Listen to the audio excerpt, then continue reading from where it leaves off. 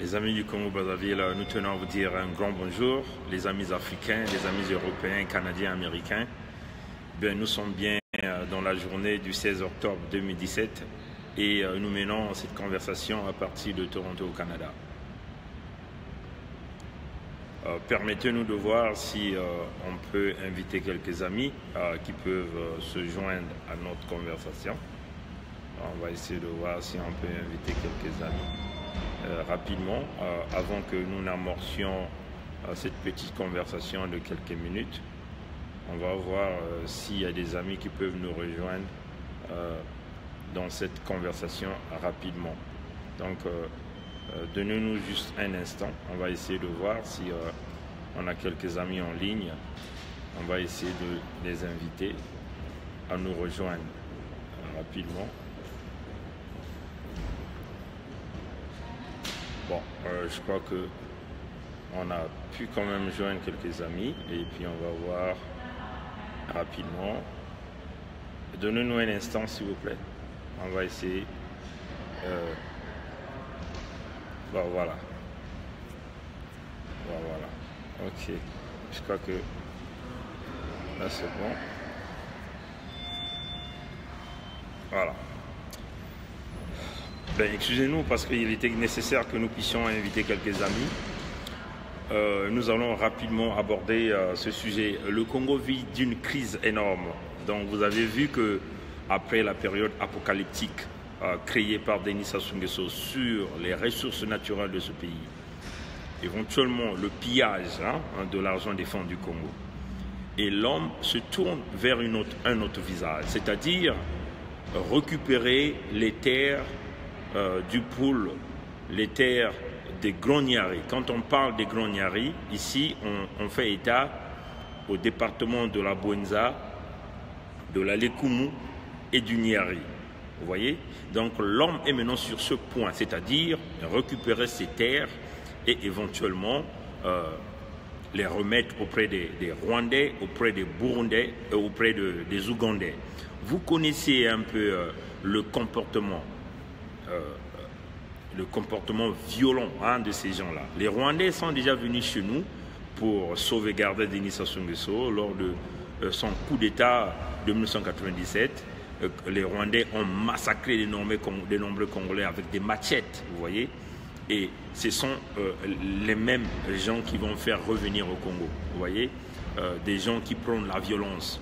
Mais ce que nous tenons à dire aux Congolais, dans ce plan caché, il ne s'agit pas de l'agriculture parce que les Congolais eux-mêmes, ils ont des potentialités de pouvoir mener ces travaux agricoles. Vous voyez, on peut prendre plusieurs exemples que les Congolais ont déjà manifesté la grande volonté de pouvoir produire leurs terres.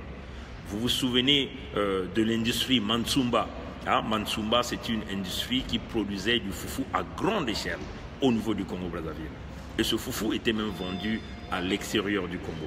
Ce travail-là était bien fait par les Congolais. Vous voyez, chers amis. Prenons encore des compagnies qui existaient à l'époque, comme OCC, OCV. Les fils, je crois, congolaises du café, et puis les fils, je ne sais pas, congolais de produits vivriels. Tous ces compagnies existaient avec des subventions de l'État. Et ce sont des Congolais qui produisaient. Le Congo est arrivé à des moments où on arrivait à vendre notre café, notre cacao à l'extérieur. Mais prenons encore un autre exemple. Nous nous souvenons de l'entreprise Wilka, celle qui produisait de l'huile en Caï. L'Uilka produisait de l'huile avec de l'arachide produit au niveau du Congo. Il y avait des programmes qui permettaient à ces entreprises, et au travers OCV, de pouvoir aller s'acheter des arachides dans tous les départements du pays. Et Wilka ne produisait de l'huile qu'avec une grande partie, on peut dire 90% des arachides étaient produits au Congo. C'était des produits, des programmes subventionnés par le gouvernement congolais. Donc, on peut citer plusieurs. On peut voir, par exemple, ceux de Mombelo, de la manière dont ils produisent la tomate. On peut encore parler des légumes, par exemple, dans cette zone des pays de Mombelo. Vous voyez? Donc, le Congo a des potentialités et les Congolais sont des grands travailleurs. Pourquoi donc faire venir des gens qui reviennent de l'extérieur pour essayer d'exploiter nos terres? Vous comprenez? Pourquoi pas Sassou va décider d'aller vendre les terres, ces terres d'Oyo? Pourquoi les terres des pays du Niari? Pourquoi les terres du Pôle? vous comprenez les enjeux. Les enjeux sont là. Donc, ils ont mené une purification ethnique au niveau du département du Poul afin de libérer les terres. Et ça, on a déjà commenté là-dessus. L'objectif, c'était ça, libérer les terres. Et là, comme on vous a toujours... bonjour mon frère, le général Keteka. Mais là, nous sommes en train de développer sur cette affaire des terres. Vous voyez, ils ont fait la guerre au Poul, ils ont massacré les populations. Leur objectif, c'était de libérer les terres, hein, parce qu'ils avaient un plan. Et comme on vous avait déjà dit que Sassou Nguesso va étendre, hein, vous voyez, ce qu'il est en train de faire dans le Poul, dans le département de la Bouenza, de la Lukumu, dans le Niari. Et là, éventuellement, ça va arriver. Hein, vous voyez, donc tout ce qu'on vous dit, c'est une réalité. Et là, c'est la conquête des terres. Qu'est-ce qui se cache dans ce plan? Le plan, ce n'est pas de faire venir des étrangers qui vont exploiter les terres. Mais leur plan, il est caché. C'est-à-dire, ce sont, si vous voyez, des camps militaires des étrangers qui vont donc assurer la sûreté et la protection du pouvoir des Nguesso au niveau du Congo-Brazzaville. Donc, ces gens qui viendront là, ça sera... On va essayer de dissimuler des camps militaires au travers ces exploitations. Vous voyez? Et en ce moment-là, ces gens-là auront donc pour mission de pouvoir assurer la répression au niveau de ces départements quand les populations de ces départements vont se lever, vont commencer à bouder. Vous voyez? Donc c'est cela le plan caché de Sassou Nguesso. Encore une autre partie du plan caché de Sassou Nguesso, c'est qu'il va vouloir utiliser on parle quasiment de près de 8 millions d'étrangers qui vont donc s'installer au niveau du Poul, au niveau des pays du Niari. Et éventuellement, ça sera déjà des populations qui vont être utilisées comme des potentielles voix pour des prochaines élections. Vous voyez, chers compatriotes. Donc, c'est cela la réalité. Vous voyez, c'est cela la réalité. Et quand on est en train de vous le dire, ce n'est pas de la blague, chers compatriotes. Des sources d'informations sûres confirment ces informations. Les pays du Niari, en dehors de pouvoir conquérir nos terres, de pouvoir apporter les forces militaires qui vont donc continuer à assurer la répression, donc la protection du pouvoir des Nguesso, il y a aussi ce que nous appelons le côté pollution. Vous voyez, et si ces gens-là viennent explorer nos terres, ils vont s'en foutre éperdument de nos eaux. Nous savons que les pays du Niari et le département de Poul couvrent une très grande quantité en eau douce, des réserves d'eau douce. Donc tout ça là, ces gens-là viennent donc contrôler nos eaux. Et qu'est-ce qui va arriver? La destruction de nos villages. Qu'est-ce qui va arriver? La destruction de nos populations. En plus, en ce qui concerne leurs projets qu'ils ont mis en place, parce que nous avions tous suivi ce que Clément Mwamba venait de dire, que le Congo est debout, le Congo c'est là où ils sont en train de partir, il y a des ressources, il y a des nids de ressources au niveau du Congo, donc Mwamba vise la fiscalité. Éventuellement la fiscalité qu'ils ont trouvée, c'est au niveau du domaine foncier. Vous voyez, nous savons tous que tous ceux qui sont des propriétaires des maisons au Congo, c'est soit un retraité, soit un fonctionnaire de l'État congolais, soit des gens qui ont reçu de l'héritage par le biais de la famille. Or, nous savons, le retraité n'a pas de pension, le salarié n'a pas de salaire, le fonctionnaire n'a pas de salaire. Et nous nous posons la question, comment les Congolais vont arriver à payer ces taxes foncières? Ce qui existe en Europe. Ne confondez pas le fonctionnement de l'Europe avec le fonctionnement de l'Afrique. Donc comment nos compatriotes, ceux-là qui étaient autrefois des employés des compagnies privées, qui ont perdu leur emploi à cause de l'apocalypse économique créée par Denis Sassou Nguesso, à cause du pillage organisé par Denis Sassou Nguesso, comment tous ces gens-là arriveront-ils à payer les taxes foncières que Sassou a déjà mis dans son plan pour pouvoir permettre à l'État congolais de récupérer des taxes sur le chemin foncier? Vous voyez, chers compatriotes, c'est cela des questions qu'il faut se poser. Vous voyez, vous vous souvenez, Pierre Mabiala, à l'époque où il était sur les fonciers, il a déjà mené des guerres, des véritables guerres contre les propriétaires fonciers. Quand même que les propriétaires fonciers ont présenté de la documentation en bonne et due forme, Mabiala a eu à contester et à récupérer une très grande partie des terres. Et c'est ce programme-là qui va continuer. Mais souvenez-vous, chers compatriotes, ça ne va pas seulement se faire à Brazzaville, mais ça va se faire sur toute l'étendue du territoire national. Éventuellement, la zone qu'ils vont commencer à cibler, c'est bien sûr le département du Poul et bien sûr les pays du Niari. Vous voyez, leur objectif, c'est de récupérer le maximum des terres. Le maximum des terres. Puisque nos parents n'ont plus d'emploi, c'est des chômeurs. Nos parents n'ont pas de pension, c'est des retraités. Nos parents n'auront pas d'argent pour payer, pour s'acquitter des frais et des taxes reliés au foncier. Et ils vont donc utiliser des techniques pour récupérer des biens. Vous voyez? Et encore, il y a une autre chose qu'il faut vouloir expliquer aux Congolais, c'est que la plupart des temps, les parents nous avions reçu des parcelles revenant de génération en génération. Il y a de ceux qui n'arrivent même plus à retrouver les permis d'occuper. Vous comprenez? Donc ça sera pour eux une façon de récupérer les terres, éventuellement de les donner aux étrangers qui vont continuer à le faire. Comme ils ont commencé à le faire au niveau de Kwilu, ils ont exproprié les gens au niveau de Luango, tout au long de la côte de Pointe-Noire, pour les donner aux Chinois. Et c'est ce plan-là qui est en train de continuer. C'est ce plan-là qui est en train de... Donc vous comprenez que le plan de la destruction du Congo, bien préparé par Denis Sassou Nguesso, est en train de poursuivre son chemin. Éventuellement, en complicité avec les dignitaires de toutes ces régions-là, vous voyez, ceux qui se disent dans la politique de Denis Sassou Nguesso. Voilà pourquoi nous appelons le peuple congolais. Vous qui êtes au Congo, peut-être que vous êtes d'abord en train de penser que nous sommes en train de blaguer, que nous sommes en train de faire du bruit. Non, chers compatriotes, c'est réel, c'est la vérité. La destruction du Congo est en train d'arriver tant que ce type-là sera vivant. Voilà pourquoi nous appelons le peuple congolais. Que vous soyez du sud au nord, de l'est à l'ouest, nous devons tous nous lever comme un pour sauver le Congo. La seule façon de sauver le Congo, c'est de chasser Sassou du pouvoir. Comment chasser Sassou du pouvoir? Tout le peuple dans la rue au même moment. Et puis, c'est de cette façon que Sassou va donc perdre ses soutiens. Souvenez-vous, Sassou a un plan. Le plan, il est clair. Briser le Congo. Il avait dit, après lui, ça sera le déluge. Voilà pourquoi nous appelons aux populations du Poul, aux populations des pays de Niari, aux populations du Kwilu, à ceux de Plateau ou partout dans le Congo, de vous lever. Et surtout, pour nous qui sommes ressortissants des pays du Niari, nous qui sommes ressortissants du pôle, nous ne pouvons pas laisser cela se faire. Et nous appelons les Kokoy de commencer les mouvements de déstabilisation au niveau du département de la Bouenza, du Kwilu, du Niari, de la Lukumu.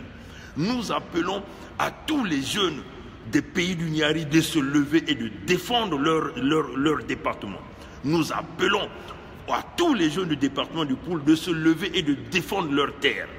L'unique, ce sont les terres que nous avons. Nous n'avons pas d'autres pays. L'unique pays que nous avons, c'est le Congo. Aujourd'hui, nous sommes en Occident, mais nous avions des terres et qu'un jour, nous allons certainement se faire enterrer là-dedans. Mais si nous laissons que cet homme continue à détruire le Congo, même à venir occuper nos terres à nous, alors là, on se dit, on devient de plus en plus faible. Vous voyez, nous ne pouvons pas accepter. Du moment où il a volé le pétrole, oui, il va continuer à voler le pétrole. Mais il commence à venir vous attaquer, même dans vos villages, de récupérer vos terres, de gérer votre eau. Vous voyez, ça serait la catastrophe dans nos départements. Les jeunes du Poul, de la Bouenza, de la Lukumu, du Niari, du Kwilu, réveillez-vous, chers compatriotes, parce que là, nous avions l'impression que les jeunes du Nord sont en train de dormir tranquillement. Et c'est ça qui est la réalité. Il ne s'agit pas ici d'être tribalistes, mais nous voulons être des réalistes. Et nous, quand nous menons nos conversations, nous sommes des réalistes. Et c'est cela, nous sommes des réalistes. Les jeunes du Nord dorment, ils sont en train de dormir. Les jeunes du Nord sont en train de s'en foutre de ce qui est en train de se passer au sud du Congo. Les politiciens du Nord sont en train de s'en foutre de ce qui est en train de se passer dans le Poul et encore ce qui va se passer dans le département de la Bouenza ou dans les pays du Niari. Ils sont en train de se foutre éperdument. Donc réellement, on se rend maintenant compte que certainement Boukadia avait donc raison. Et si seulement si Boukadia avait raison, parce que là nous sommes maintenant en train de réaliser qu'il faut maintenant commencer à se défendre en tant que ressortissant d'un département. Parce qu'en tant que pays, nous avions essayé de défendre le pays, mais on se rend compte qu'il y a de ceux qui sont réticents parce qu'ils se disent que le pouvoir appartient à ceux-là qui sont au nord. Et cette politique, nous ne voulons pas. Nous avons essayé de parler d'un Congo en tant qu'un pays unis. Mais il me semble qu'il y a de ceux qui sont encore réticents, il y a de ceux qui s'en foutent éperdument de ce qui se passe dans les départements des autres. C'est cela qui n'est pas juste. Voilà pourquoi nous appelons aux jeunes du Poul, aux jeunes de la Bouenza, aux jeunes de la Lekumu, aux jeunes de Niari, de vous lever, de défendre vos terres. Vous voyez, de défendre vos terres. Et nous allons demander à Sassou, s'il veut vendre les terres, il n'a qu'à aller vendre les terres d'Oyo. Pourquoi il va vouloir vendre les terres des pays du Niari et du Poul? Vous comprenez que l'objectif n'est pas de vendre, mais c'est d'emmener des troupes militaires qui vont donc assurer la protection de son pouvoir et de son règne.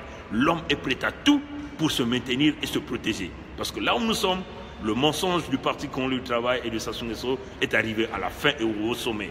Vous voyez, quand la flèche monte, on atteint le sommet, il n'y a plus une possibilité de monter plus haut que ça. Ça sera la chute libre. Et c'est cela qui est en train d'arriver. Donc l'homme est en train de préparer toutes les possibilités pour se maintenir coûte que coûte. Maintenant, c'est à nous de le déboulonner de là. Voilà pourquoi nous invoquons. Là où, chers compatriotes, je l'ai toujours dit, je ne suis pas là dans le chemin de l'amnistie avec cet homme. Il n'y aura pas d'amnistie pour Sassou. Vous avez l'opportunité de le descendre, faites-le, chers compatriotes. Si nous avons l'opportunité de le juger, on va le faire. Mais si on n'a pas l'opportunité de le juger, on a l'opportunité de le descendre, il faut le faire. Il ne faut pas hésiter. Voilà pourquoi nous appelons les jeunes du département du Kwilu, le département de la Bouenza, du Niari, de la Lekumu, et même du Niari, de la Bouenza et tout ce monde, de vous lever, de défendre vos terres. C'est maintenant ou jamais. Il n'y aura jamais de plus tard quand ces gens-là vont s'infiltrer. C'est maintenant ou jamais qu'il faut défendre vos terres comme un. Il y a une seule possibilité, chers compatriotes, que je vais vous expliquer, que le Fonds monétaire international ne pourra pas donner de l'argent à Sassou. C'est bien qu'il y a des gens qui disent oui, il n'aura pas d'argent, mais le Fonds monétaire international finira par donner l'argent à cet homme. Et si et seulement si vous restez calme.